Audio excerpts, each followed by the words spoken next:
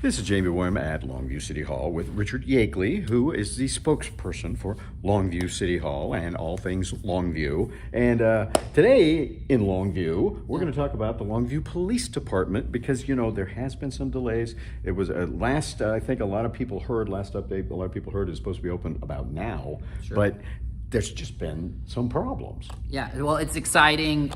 Honestly, we feel like we are on that that home stretch, if you will, and doing the finishing touches. So furniture is being installed. If you go to the third floor, it's kind of looking done. All the furniture is installed, and they're installing it on the second and first floor. And if you drive past that police building, there's gonna be a lot of beautification, some of the landscaping on the outside. These are some of those pretty pieces that make the building feel finished. That tends to be the end of projects. And absolutely, because that's where we are, right? So all the infrastructure, all the core stuff that needs to be in there is in there, and we're moving forward. I mean, you're right. So it's been a long project because projects are long. One of the reasons it's long is because some of the weather we had at the start, and so there was some delays related to that, and then also supply chain. And we've talked about this before, but there are pieces, particularly some of the electrical system, that took a long time to come in.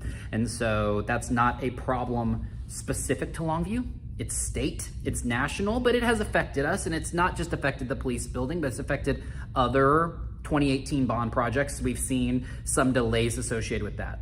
Now, the encouraging thing is I've talked to our Public Works Department, and they kind of feel like we're past all those hurdles, right? In looking at finishing up the project, they don't see areas where they would expect there to be additional delays pop up. So it feels like now we're putting finishing touches on it, and then we can get it open so our police can move in, and also so that the community can see the investment they've made in our public safety.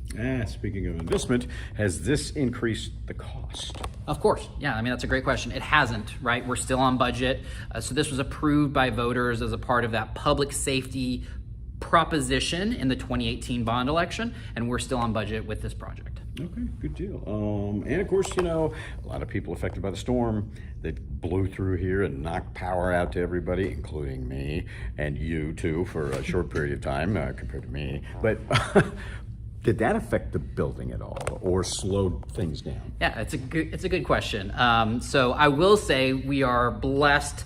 The power was still good at the place where the police operate now, the police building. So we didn't have any issues related to that. The new building is actually gonna have a crazy awesome generator so that if power goes out in the community, power's not supposed to go out at the new police building. That wasn't quite fully finished being set up before the power went out with the storm. So yeah, it didn't work this time, and I think that did affect maybe a couple days of the finishing project, but still moving forward and encouraging that in the future when this sort of things happens, that building power should be on. That generator is awesome, and once it gets all plugged up and going, we shouldn't have an issue in a future power outage for police or for the 911 call center, which is going to be housed out of there as well.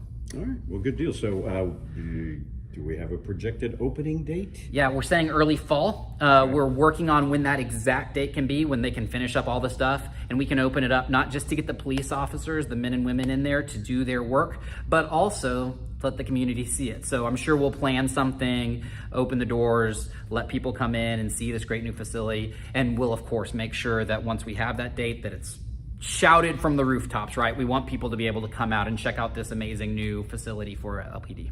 All right. Well, thanks a lot, Richard. Thank you. So there you go. There's your update as far as status of the police department. Stay tuned. It'll open up soon. We'll have more later on KLTV 7 News and KLTV.com.